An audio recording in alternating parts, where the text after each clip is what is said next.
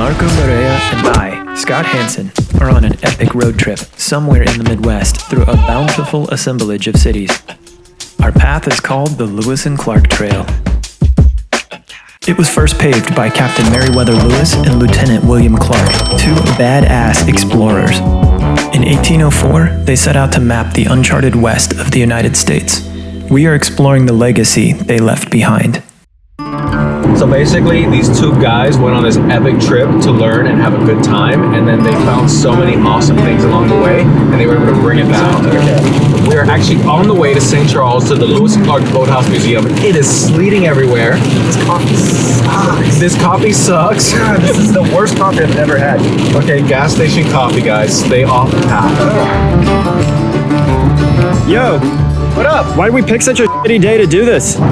So, it's a little rainy, it's a little sleety, but we have arrived at the Lewis and Clark Boathouse It's Museum. freaking cold out. Yeah. And nasty. There's our boys. Let's get out of the cold. At the museum, What up, we were bud? met by Bob Foster, who taught us about the starting point of the journey. I heard that they were just using boats and horseback riding, right? Primarily, yeah. But the boats, sometimes they had to row, sometimes they would get on the banks and pull the boats. Oh, wow. Sometimes they would use poles and just push it into the water. And other times they just had to carry it. Carry the boats? Yeah. They were commissioned by Jefferson to go and explore all this new territory. The U.S. wasn't expecting that they would get the Louisiana Purchase, that the French would sell it for so cheap. And all of a sudden they have all of this property. It was amazing because before them, it was all a mystery. It was just, there's a river, there's some settlements along the river. We think it might connect through a direct route to the Pacific. You might have to carry your boats, we don't know. But until they actually explored it, nobody knew. And once they did, then that allowed lots of other people to follow. They came back with the most accurate map that anybody had imagined. One of the cool parts about the boathouse is that we're right on the river. We have a beautiful view through our giant windows of the Missouri River. So this river is actually the river that Lewis and Clark went up. Right. This was the last spot of civilization before they were gone for 2 years. This is like the known, and then they went off into the unknown from here. Right. What do you got here? I went shopping.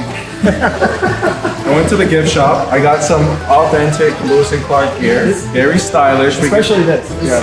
This is good, right? So talk to me about what I'm wearing here. All right. You're wearing the coonskin cap, which one of the first reasons for settling in this area was to enable fur trapping. Okay. And so that's a very popular item with the kids in the gift shop. Oh, the kids. It's fun to see 10-year-olds. Yeah, 10-year-olds wearing those caps. But on you, I gotta say, you know, we did you a few magazine placements, and this could go big. So where do we go from here, Bob? Let's see. Should we go this camping? Yeah, this is a campground that this is a lot of equipment that they would have had on the trip. The cooking utensils, the tent, the wool blankets. A heavy gun like this was mounted on a post in the bow of each pirogue. It was an extra large musket that could swivel or turn and tilt on the post to any desired location. Get out of the way, Bob! Get out of the way, Bob! You know, a big part of what they needed to do was to feed the expedition. And so they would always send out crews hunting. And did they always make these mosaic floors at the campground? They had a lot of time, and you know, so arranging pebbles properly is something that would be very important. Oh, look, there's seaman here. Seaman here, to be clear. So Seaman was actually man's best friend, Lewis and Clark's best friend. Yep. Their dog. He was in Lewis. Clark. We got our pretend dog right here. Old seaman. Lewis and Clark had seaman between them.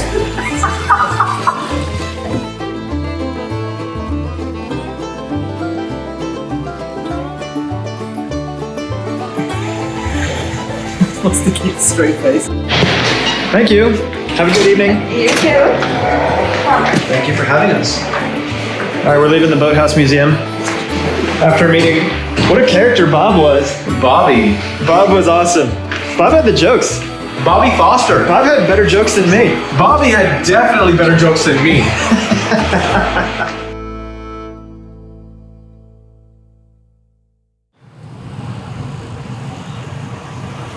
In 1804, Lewis and Clark set off on their expedition from St. Charles.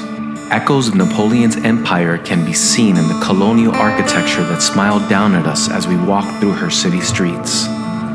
We traveled back in time past vintage trains and found an opportunity to pose with our hero's 15-foot bronze monument.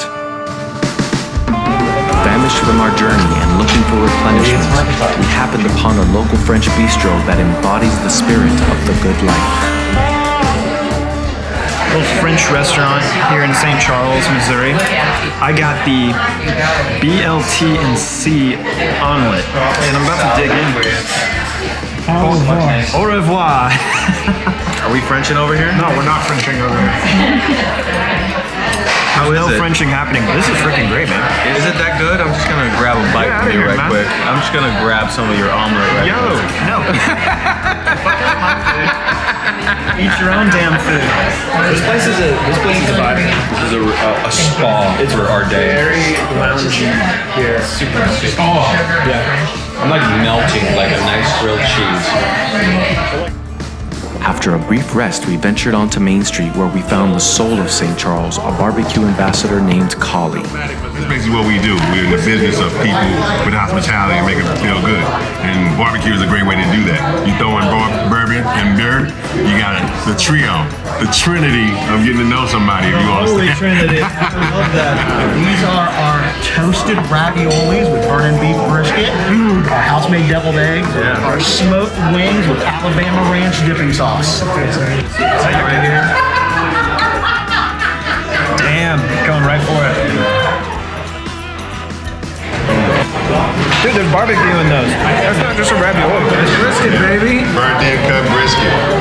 Damn. Tossed up with some of the My Sweet Bestie sauce, some mirepoix, How did that happen? cheddar cheese.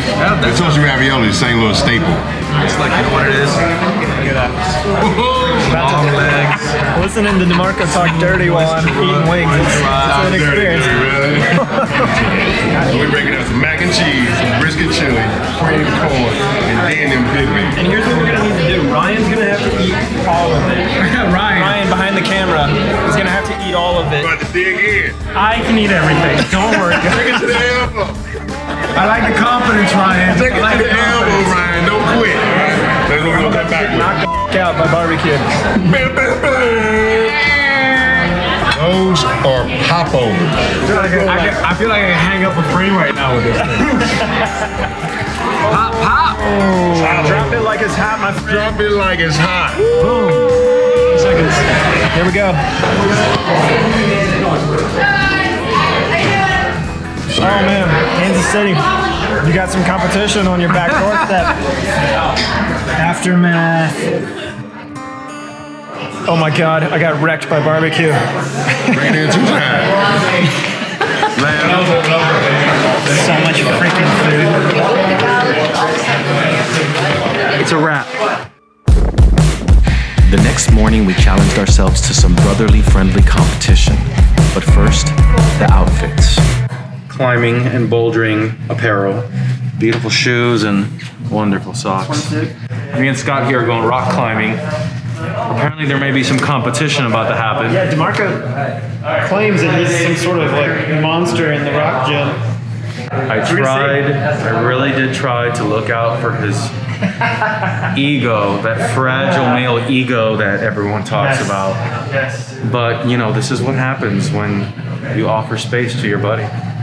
Well, I'll see you out on the climbing floor. Whatever you want to call it. I'll definitely see you on the floor. See you guys at Scott. All right, bro. See you later. So, I'm about 50 feet up right now. And you see that guy down there? That cocky guy? He's down there. And I'm up here doing something fun like this. Oh, that hurts. But it looked cool, right?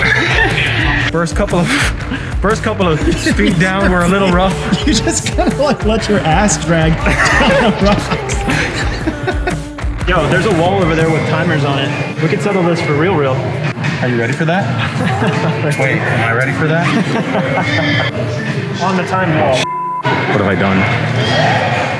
Whoever makes it to the top and hits the red button first is the winner. If I win, You gotta yell, "I love Scott Hansen," as loud as you can. It's not gonna happen.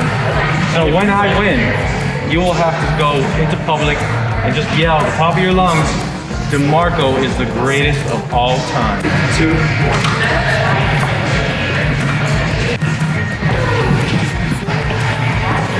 Nice shot.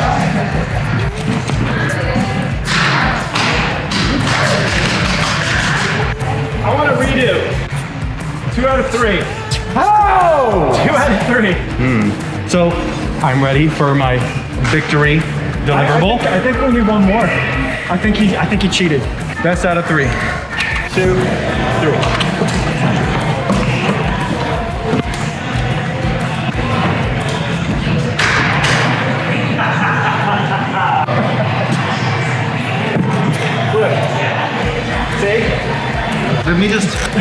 Let me meditate.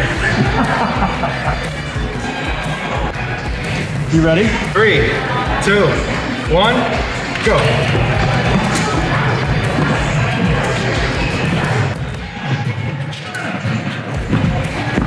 And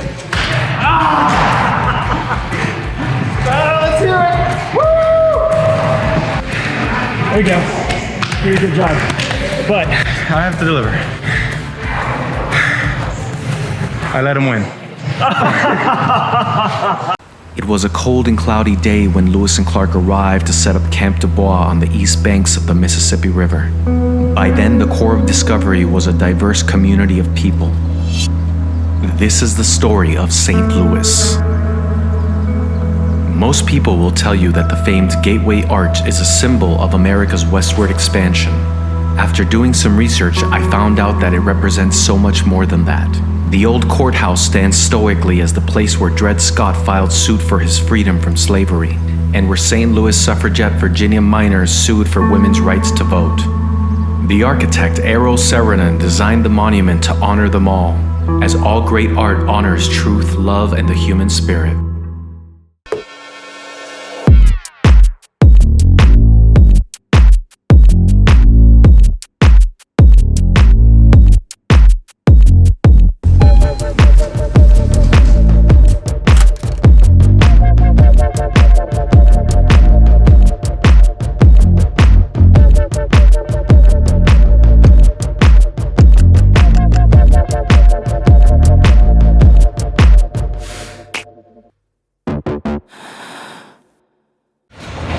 As we continued our adventure, we found ourselves diving deep into the rich and bluesy spirit of St. Louis. We met a man that was more like a force of nature who talked to us about the power of music. My name is John May, BB's Jazz Blues Soups in St. Louis, Missouri. Music is the medicine, you know, and food is good for your soul. All right? Music is the common bond of everyone. We can all feel it. Oh yeah, man, and we need it. Yes, we do. We need it. It's food, music, and the people. And you know what I mean. Oh, I know what you mean. It's the only thing that matters. It ain't about money. You know, it's about heart, love, and memories. It might not be no crossroad, but it's sure enough for far. Like left to LA, or ride to New York. Like stepping on the gas. There. Dude, this is an intense experience. It's like a freaking waterfall tsunami of food and music and emotion and people all just cascaded on us at once. Dimarco's, I almost had a heart attack. he's dying from it. There's so much happening right now, so much. Food, tastes, sounds, colors. Woo! It's a lot. It's amazing.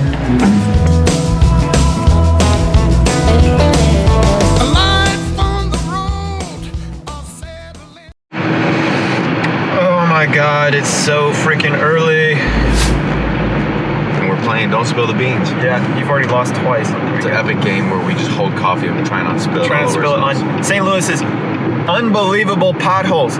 What the f, Missouri? Get your shit together. Yeah, they have this, like, it's similar to Stonehenge where at certain times of the year the sun lines up with these poles perfectly, and they were designed as a calendar, but apparently for the spring equinox is when they line up perfectly. And we just so happened to be filming on the spring equinox. This was not planned whatsoever. It was not planned. So we're hustling to get to the mountains by sunrise. Are we even gonna make it on time? We are showing, so sunrise this morning's at 7:02. Our Waze is showing that we get there at 7:01. I took a minute off. All right. We're getting there 1 minute early.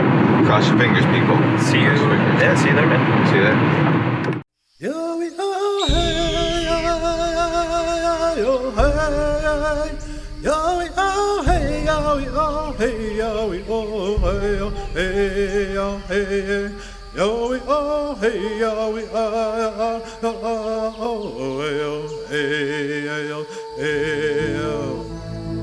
The Cahokia Mounds are a UNESCO World Heritage Site and the third site we've bagged on Joy of the Journey. A World Heritage Site is a place designated by UNESCO that contains cultural and natural heritage considered to be of outstanding value to humanity. According to UNESCO, the Cahokia Mounds have outstanding universal value as the largest pre-Columbian settlement north of Mexico and the preeminent example of the Mississippian cultural tradition. The Mississippian people developed advanced societies between 800 and 1600 CE, and at its highest point, it's estimated that up to 40,000 people called the mounds home. According to some estimates, the population of Cahokia was equal to the population of London during that same time. The mounds were abandoned around 1350, possibly due to environmental factors like overhunting and increased flooding in the area, but still stand as an amazing monument to those that came before us.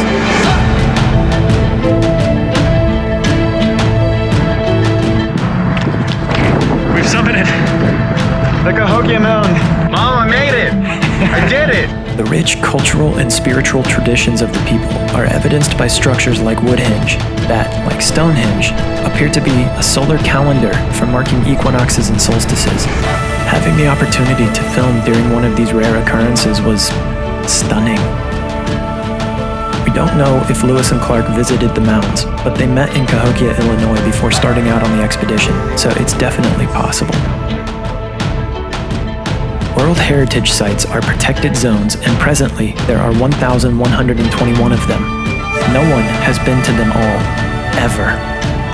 So Dimarco Barea and I aim to be the first to share all of their stories and pay homage to the legacy of those who came before us. St. Charles was really the kickoff point of the Lewis and Clark expedition. Like, they came from Virginia. Lewis was sponsored by Jefferson, right? And then he hit up his boy George Washington, and George Washington's like, yo, I got my guy Clark. And then Lewis and Clark both met in St. Charles, Missouri. Well, the situation was very simple. This Frenchman named Napoleon had this whole thing called the Louisiana Territory, and he just didn't want it anymore. Apparently, because he sold it. And for a song for how much land it was. At the time, it was still a lot of money, but... Over 800,000 acres, I think, for $15 million. It's basically the entire western United States, minus California and a little part of, like, Nevada. Yeah, because that part was owned by the Spanish. Yeah, but everything else, the U.S. bought that for $15 million. Following the trail led us to a small town in the middle of Missouri called Rocheport. And we are here at Rocheport, Missouri. We're gonna go bike the Katy Trail. I'm stoked, man. Get a little exercise, get a little sunshine. Back in the day, they had a lot of steamboats, buggies, horseback carriages, the whole deal. Yeah. Today we have a good old trusty bike. Yeah, you gotta hit. Oh, you don't have a dinger. All right, people, let's go.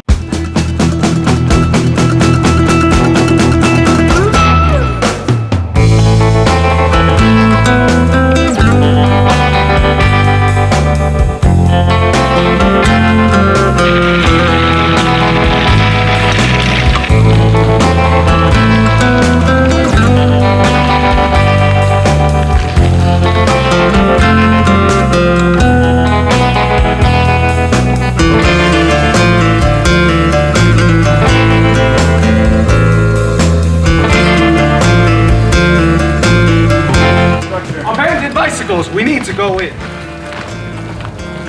Oh man, I don't know if you're ready for this, Scott. Seems like they really could have Dress the place up a little bit more? or maybe hired somebody to come cleaning a little bit. Interior designer? This is a little too close to home for the last time I was into muddy trails. Getting out of here, man.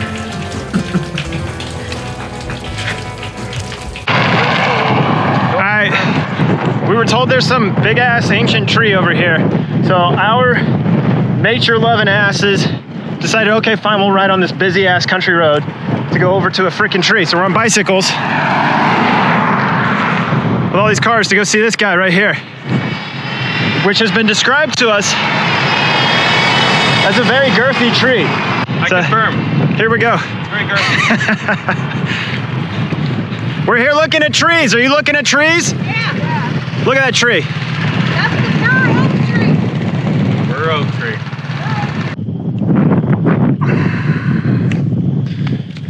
A giant tree. The big old bur oak. Go say hi to a 576-year-old tree, turn around and head back and go see the bluffs again. About an hour to get to the bur oak. Yeah. There's not really a good stopping point. So for me, it makes like a good stopping point to go see something and then turn around and go back. It just goes straight now for miles and miles and miles. So there's no real good like, oh, I've made it to a destination. So I like that, especially on this trail, is just a good mile marker to like, okay, now it's time to head back. And We go get a little meal at the Merriweather Cafe. We could do that. I'm also feeling a glass of wine up on the terrace with the A-frame. That's an even better idea. Yeah. Let's go have some wine and cheese. Wine and cheese.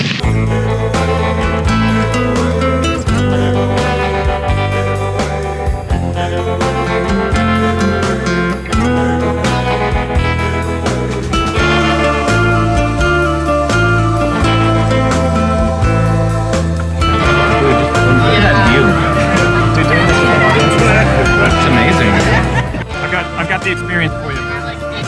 When you're traveling from St. Louis to Kansas City and you stop by this little town called Rocheport, I'm stealing your bit, by the way.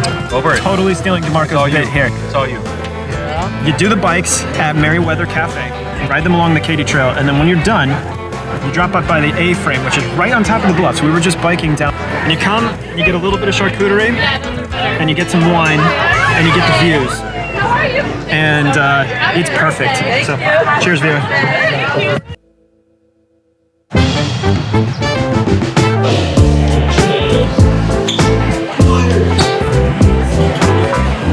The birthplace of Kansas City kind of came through from Lewis and Clark running on the trail, right? Like Kansas City wasn't a thing until Lewis and Clark mapped that westward expansion. They were probably having breakfast. They're probably having eggs and bacon and toast right on the Missouri River, just like we're having eggs and bacon and toast right now. They were probably having squirrel, fish, and some figs and berries. But yeah, Figs and berries. same idea. Yeah. Avocado toast. Yeah. They were probably having mimosas and avocado toast. Yeah. Sitting at that campsite Every Sunday in the cave. that we were in earlier. Exactly. Eat your bacon, bro. All right.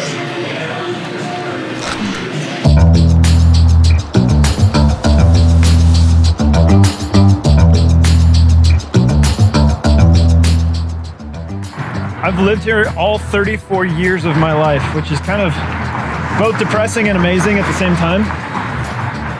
I really like Kansas City. There's art, there's music. The downtown is one of those downtowns where it's small, but it feels like a big downtown. All my friends are here, and my family.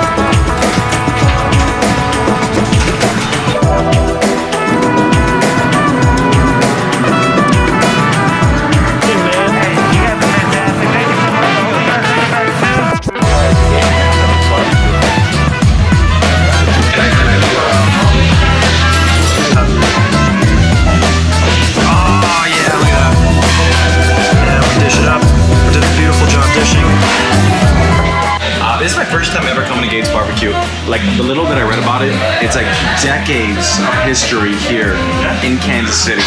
They started back in 1946, so we've been doing it. This is going to the 5th generation. And that's why this is a Kansas City staple to me. Like, that's a long time. That's a big legacy, and the fact that you're keeping it a family legacy to keep moving. We gotta eat. Hell yeah, we gotta eat. We gotta work, so you might as well do something that we enjoy. You know? I mean, I'm here to eat. That was one of the things I came to do. I've heard you could get food here. Is that a thing? You get barbecue here. I can get barbecue. You get food anywhere. I'm about to open up the floodgates of sauce right now. That's what Heavy amounts of food addition. So this feels good, right? Like you're local, you're from here, and you just interviewed George Gates. Yeah, that was a cool experience for me. Yeah? Yeah, especially because like barbecue growing up, it's such a lifestyle here in Kansas City. Like this, it's such an important part of the Kansas City culture. I mean, you heard it. There's 160 barbecue restaurants in Kansas City. 160? 160. Jesus. I thought I've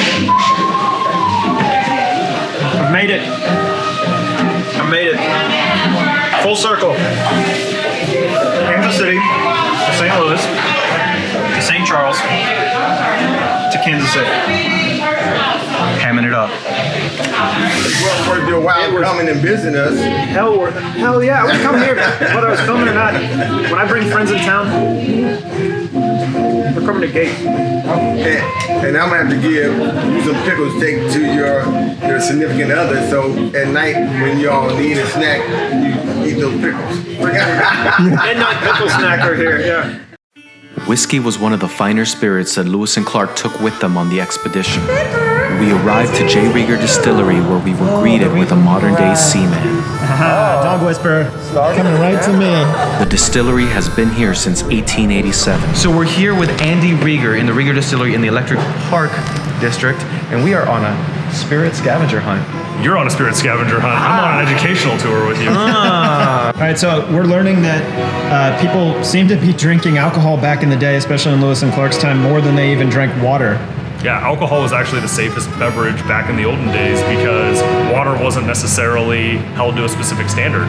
And alcohol, specifically spirits, not only were you distilling it, so then the distillation of it element was, distilling the water, just as they'll tell you boil orders for water during downtimes in water pipes or whatnot these days. But then when you're actually concentrating all those vapors of the alcohol, it's going to such a high alcohol content during the distillation process that it's eliminating any type of living organism that could potentially be in there, so that the end product is just as pure as it possibly gets. So is this your new morning routine here? Yes, I have decided that no more green tea or bulletproof coffee. So we're actually going to switch my morning routine now to some delicious cafe amaro. Sounds like a train. It does. So in 1804, they loaded 120 gallons of whiskey. That was like the big thing they brought was whiskey. Like they didn't bring anything else. They just brought freaking whiskey. Yeah, they said we don't need food. It has multi. And within the first year, they ran out. Bye, Scott. All right, Andy, thank you for the tour. It was awesome. Much love. Enjoy the slide. Here we go, people. Dimarco from the Rieger Distillery. We're out. Sliding from one Kansas City legacy to the next, I met with Bob Kendrick on 18th and Vine to learn another story about struggle and triumph. Kansas City is the birthplace of the Negro Leagues. Andrew Root Foster led a contingent of 8 independent black baseball team owners into Kansas City. They met at the Purcell YMCA, and out of that meeting came the birth of the Negro National League, the first successful organized black baseball league. We also met John Stockton, 10-time NBA All-Star and 2-time Hall of Fame inductee. Just saw the sign. So, and the thing about the Negro Leagues is they didn't care what color you were. All they cared was can you play. Yeah. That's it. And so the fact that they would never succumb to treat others the way that they were treated, it amazes me, really. So there were actually some white players that called the Negro Leagues home. Women played in the Negro Leagues. Yeah. So you had a little bit of everything. There were 3 pioneering women who competed in the Negro Leagues. You had women owners and executives in the Negro Leagues. So it was completely, we talk about equity In today's standards, well, that was the Negro Leagues years ago. You know, what's interesting is that I'm Cuban Mexican. I'm originally from Miami, Florida. Seems like the Cuban or the Hispanics are very much part of the Negro League story. Oh, yeah. You know? It's a shared history. It's a shared history. That is the great Martin de Higo, nicknamed him El Maestro, hail from Cuba. There you go. Yeah, the master. Because he could do it all. Played all 9 positions, played all 9 of them well. The only baseball player in the history of our sport to be enshrined into 5 different countries' baseball halls of fame. Really? He's in the Mexican, Cuban, Venezuelan, Dominican, and in Cooperstown. Whoa, that's impressive. There was this cultural bond between the Negro Leagues and Hispanic countries around the globe. Because Negro League players were oftentimes the first Americans to play in many Spanish-speaking countries. And of course, when they went to those countries, they were treated like heroes. So they're staying in the finest hotels, eating in the finest restaurants that those countries had to offer, come back home, and you were treated like a second-class citizen. So as a result, a lot of Negro League players would call those Spanish-speaking countries home because in those countries, they weren't black baseball players. They were just baseball players. Yeah. That's all they ever wanted to be. For black folks, Jackie Robinson's breaking of the color barrier was equivalent to the first man landing on the moon. It was that kind of euphoria. Jackie's game would have been equivalent, as they described, to David Thompson, the great David Thompson. Explosive leaper, quick, strong. Yeah, that's who. David Thompson had major hops. Oh, yes, he did. Yeah. But the thing that struck me was the fact that to a player that I've ever met, not any of them harbored any bitterness or ill will toward anyone who may have tried to attempt to perpetrate something against them as they were trying to play baseball in this country. They didn't like the way they were being treated as they traveled the highways and byways of this country, but they just wouldn't let it harden their hearts with hate. As Buck would say, hate will take you out of here. It eats you up on the inside. Yeah, and so it's a lot easier to love than it is to hate. It takes a lot of energy to hate another human being. Too much. It's way easier to love people, right? It really does. I mean, it takes a lot of energy. And so they just never succumb to that. And like I said, we're so excited about, this work that we're doing and the possibilities to enlighten, inspire, obviously educate kids about this history, because it's not in pages of history books. It's not there. And so we've had a lot of fun with this. Yeah, we really have.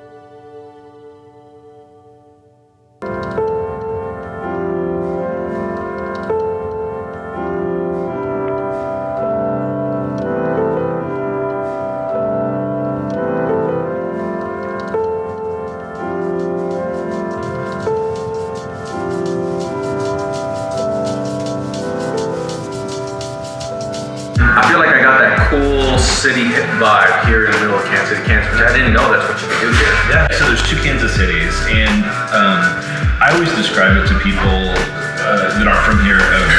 Kansas City, Missouri is like San Francisco, and Kansas City, Kansas is like Oakland, right? They're kind of the shining city with the big the big skyline, and we're kind of like the real world, real life, kind of diverse place where you can have all these kind of cool experiences. This used to be a really underdeveloped, maybe is a friendly way to say, part of town, or at least it was a part of town that just people didn't go to hang out. I used to go to grade school right in this area where we're sitting. Baby Scott. I remember that they used to do lunch here in this. That's what I thought. Yeah, when they used to set up the tables, we do lunch here in the gym. I think it's sort of this metamorphosis that Kansas City, Kansas is kind of going through. This really is a working class community, and this was a working class neighborhood. And like you're seeing, I think, in so many places around the country, people want to invest in their communities and in their neighborhoods. And so you've got, I think a lot of it's like these younger millennial folks that are coming in and they want to take pride in their community and do something cool. So 1889 is the year that Queen Margherita, so the Margherita pizza, went to Naples, Italy. It's the Neapolitan style was created, and that's just homage to its birthday. So we're gonna do this right here, a prized pig. And that was my nickname in elementary school. Yeah, I was a prized pig in elementary school. But it was in Spanish, it was in Miami, so it was El Premio Puerco. That's beautiful and mean all in one. I'm for both this over. It's very creative. That's how you know we're in Kansas City. We put barbecue on everything, even the freaking pizza. I'll take it. My only challenge with this place is that they never really serve you enough food on the plates. I feel like the challenge is that they don't stop bringing food. I got pizza, I got bread, I got more bread, I got salad to keep it healthy. I think for the rest of this time here, I'm just gonna stand right here and eat slowly and make Dimarco film. That's how I should do every bit. Yeah, that's not gonna happen. All of it. And going back kind of from the historical perspective, we were talking about, Kansas was, in its history, was kind of this place for the other, the people that weren't welcomed elsewhere. So, going back to Native Americans who were relocated from other parts of the country, they ended up in the Kansas territory before Kansas was a state, and they ended up here in the Wyandotte tribe specifically, and a few others. They ended up here in Kansas City, Kansas, forced relocation at that point. You had blacks who Missouri was a slave state, and so the Underground Railroad was a stop here in Kansas City, Kansas, and so they were able to cross the river and find freedom here in Kansas City, Kansas. You had Eastern Europeans who were some of the early settlers here in this area, Strawberry Hill, and they were working down in West Bottoms, just over there, in the meatpacking houses, but they weren't allowed to live over there, so they lived over here in Strawberry Hill.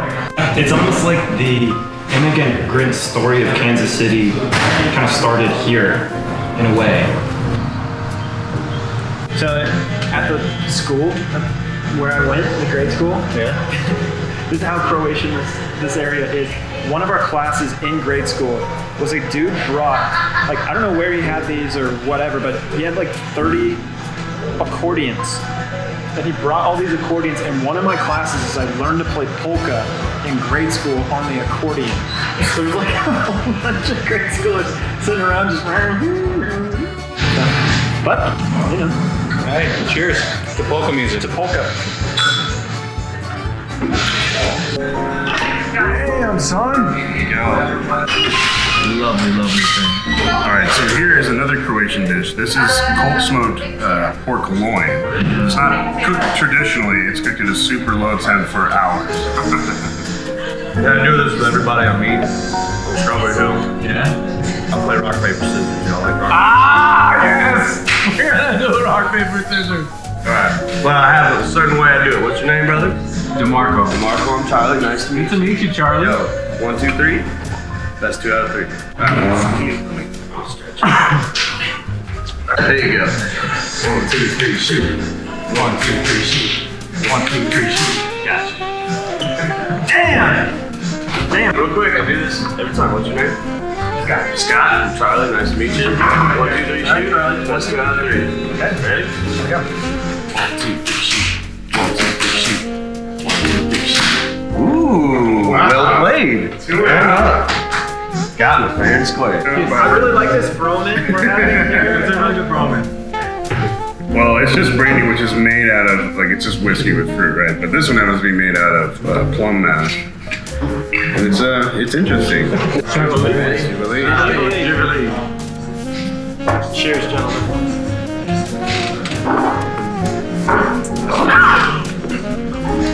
You guys feel better? We were noticing on all the signs that they explored it 1804, they're passing through, and then within no time at all, a freaking railroad is just dropped right there, and then the whole thing's just Well, and it speaks to, I think Lewis and Clark can be somewhat controversial, because it ushered in this era where, where the U.S. was going into more territory that was, occupied by the British inhabitants of this land. By exploring and saying, okay, here are the key points, here's where the rivers go and everything, everyone's like, oh, cool. And all of the enterprising individuals that wanted to, expand, they just took it over. Yeah. Sure was.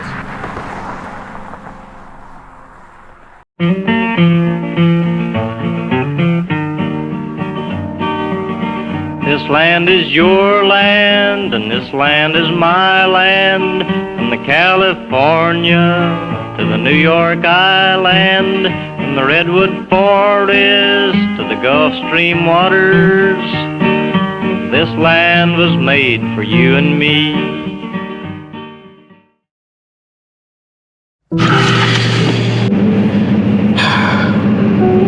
We met with an amazing man named Mr. William Wallace, and he gave us a tour of what is a home of an original Buffalo soldier, and told the story really of the Buffalo Soldiers, which are it's this story of triumph that is overshadowed and underplayed in that it's not being told. So many stories are not being told. He tells the story of when you see the Cowboys and Indians movies, they weren't white. That's the thing. They weren't white. One of the most uplifting stories that I heard today at the museum was the story of the group of women that were part of the 6888 or the 6888 mailing postal service that were women that were basically volunteers. They didn't get paid to be in the Army. They didn't get official ranks, but they did get food and board paid, and they spent months basically serving in the military in a time where black women weren't even given traditional freedom or suffrage way before that. It was women making such a big difference, because if it wasn't for them, all of the communication and the letters that all of our soldiers, black, white, Hispanic, were fighting for us, for our spirit of freedom, if it wasn't for them, the morale of our soldiers that fought for our existence would have been dramatically reduced. Yeah. They allowed the flow of love and communication to go to the soldiers by sorting that mail and getting it to them. Yeah.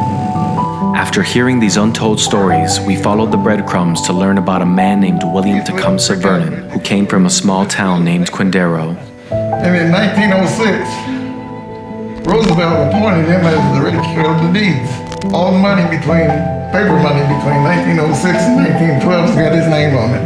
And Roosevelt appointed him that. That's amazing. Yeah, a black man that way back then. Yeah.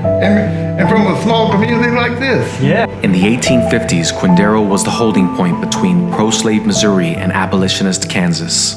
We walked around the decaying town site, which was once a safe space for escaping slaves, as they journeyed westward utilizing a network of people known as the Underground Railroad. Luther told us about a secret art form of quilts and flags that emerged to guide slaves to freedom. And it would tell them maybe which way to go or what time to leave. Slaves were instructed to take certain paths. And they give a quilt, drunker's path, that shows which way that they should go. Oh, the log cabin here. Look for the log cabin along the way. They hang out the log cabin quilts. Look for the log cabins along the drunker's path.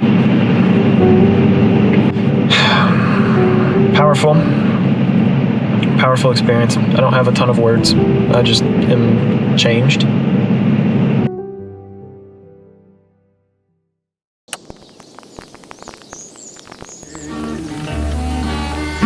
Home, home on the range, where the deer and the antelope play, where seldom is heard a discouraging word, and the skies are not cloudy all day.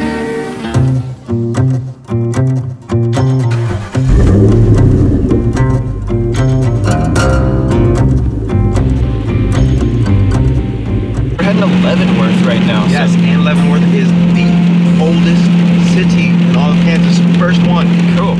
On July 1st, 1804, the party of Lewis and Clark traveled this reach of the Missouri River, advancing 12 miles this day. Most importantly, they observed large quantities of deer and turkeys. It's kind of funny, like I'm doing research about all this. The stuff I learned out when I was in elementary school. We're basically on the Lewis and Clark field trip. I like that. Yeah. No vacations, field trips. Yeah. From now on, I am only doing field trips. That's kind of a fun idea. It's adult field trip time. Woo. Let's do it! Woo. Marco, it's time, buddy. It's time to neuter you? Not me. We're taking you in. Come with me. Come with me in.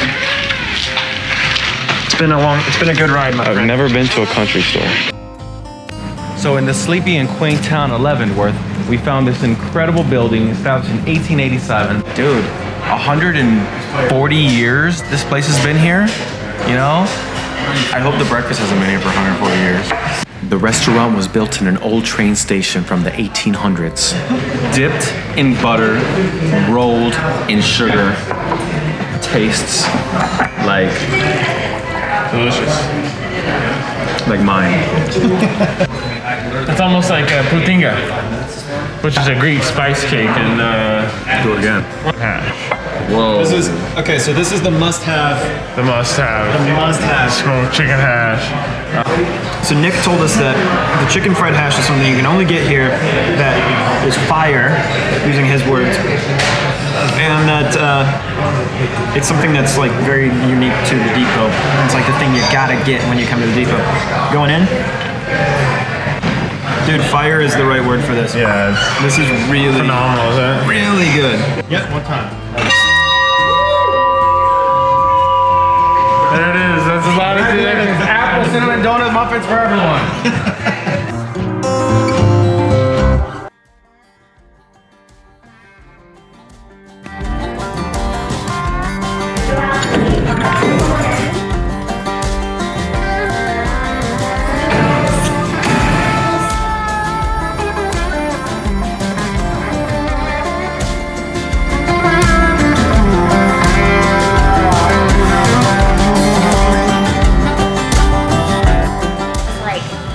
Come see this place, like come in here. So we went inside, I'm like, we could put one of these in Leavenworth, it would be so cool. Like, hi, I'm Dayton, but also these are like throwing knives that came with my other axes that I use.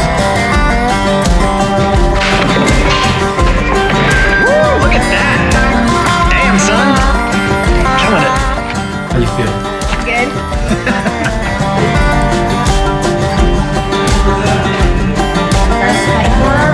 Blade straight at all times.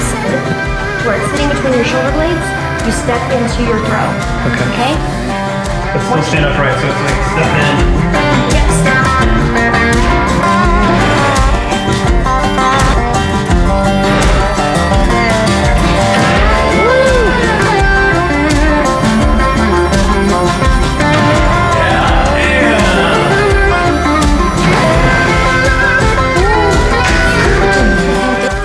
These are like freaking war axes here. This right here is our zombie killer.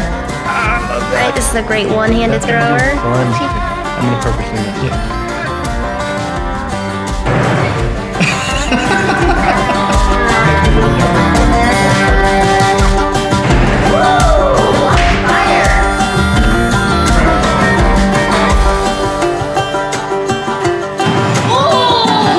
Okay, so that's a 1.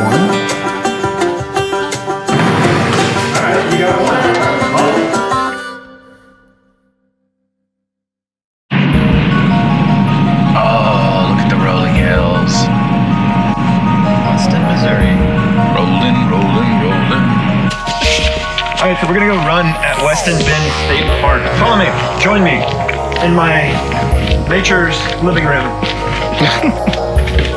This is cool, man. So Lewis and Clark made a stop down there somewhere. Missouri and Kansas. One of the things this place has that whenever I bring people here, it always surprises them. You know, this is considered flyover country. That's what they call this, flyover state, flyover country. And we have some of the best running trails out of anywhere I have been. We got a lot of them. We've got a whole lot of them. I enjoy exploring them. I enjoy running on them. And let's go for a run. It's really important to be able to take nonverbal cues. Scott helps me with that by aggressively nonverbal cueing. Watch trees. There's so many trees. So many trees. Dude, in this tight, you can see down to the river down below. Yeah. We're just like running along. It's called the West Ridge Trail. We're running along a ridge right above the river. There's some bluffs down to the sides and... Oh my God. This is not gonna end up well for me. Whoa.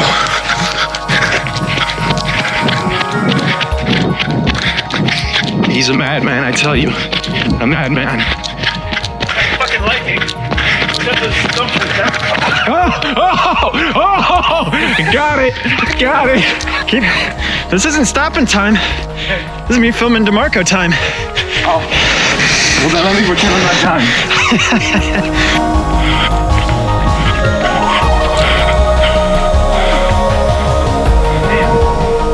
Look at that view, though.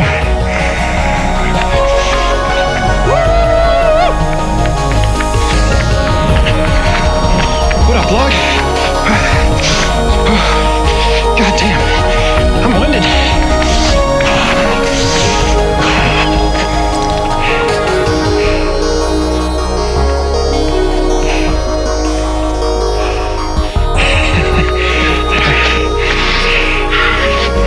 In all my research regarding the Lewis and Clark Trail expedition, not once did I ever come across any historical evidence that Lewis and Clark ran along these trails. Well, I guess that makes us more badass than them. Woo! Let's go!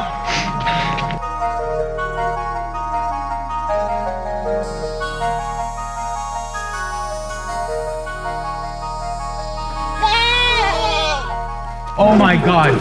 Scott, they're so cute. Look at these. I have so many. If you these goats were she had triplets. just born last night.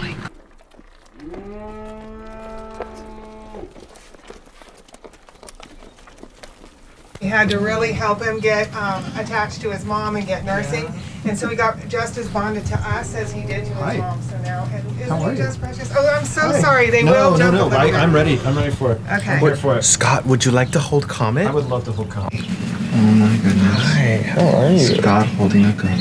This is the cutest thing. It is the cutest thing. Oh my God. Yes. Marco Barreo, what Yes. do you got there? Love. Yes, you do. So, you guys remember the Little Mermaid back in the day? Well, meet Ariel. She's very cute. Isn't she? So what are we doing right now? We are discovering Atchison with goats here in Providence Hill Farm, and this is the most fun agritourism I've ever been on. It's so cute. Look at it. Look at all these wonderful little animals. There's goats everywhere. I'm getting chewed on by a goat right now. Oh, there's look at that. There's We're taking a nice little walk to the stroll, and we got goats just taking a stroll with us. This is dope. Just, you know, little Friday morning jaunt to the farm. Have a go and just hang out and Fine with it. Into it. These goats are such lovers. Man, I never knew goats could be so loving. Like, you know, my experience of goats is that they're farm animals and they sit outside all day, and if you come up, they'll eat food out of your hand, but that's it. This goat is like a cat. It's like on you, just like if it could purr, it probably would be purring. Goat therapy is just really, at its core, an opportunity to relax and make a connection with animals. It takes you out of your head a little bit and gives you that feeling of calm and of connectedness that it's so hard to find in your daily life.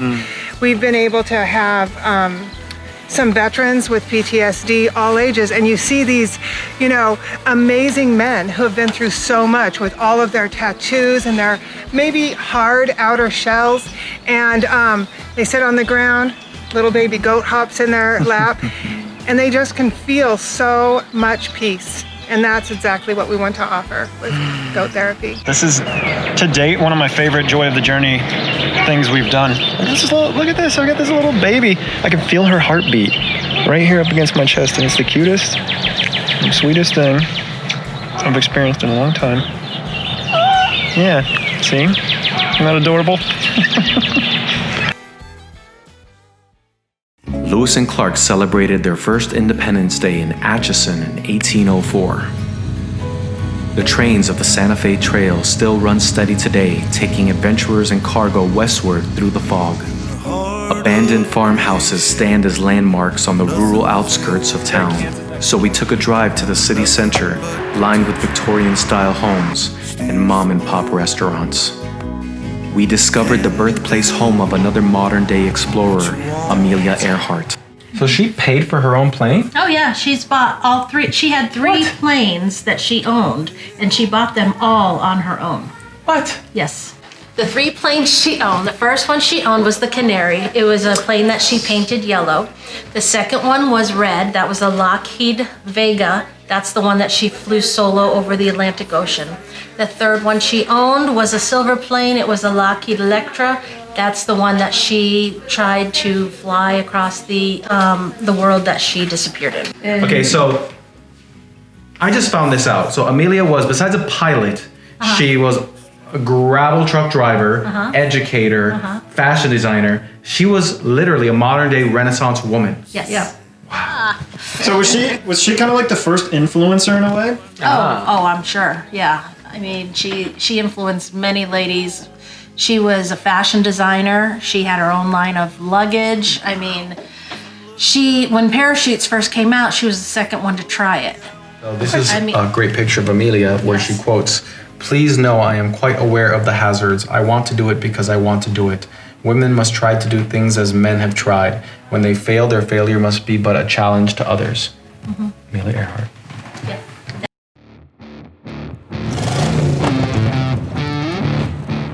So we have arrived here at Riverwood Winery in Atchison. There's trains in the background. And then, it looks like a great place to just celebrate the end of the beginning on the journey with my bro Scott. With a glass of wine. How much better do you want it, Scott? You love wine.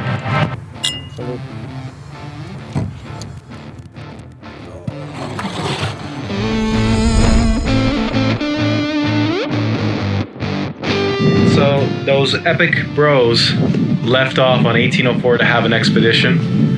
Dude, it was a lot of fun just following the footsteps of our ancestors and the people who were the pioneers of what we know and experience today. To chart the unknown. They didn't know they were even going to come back.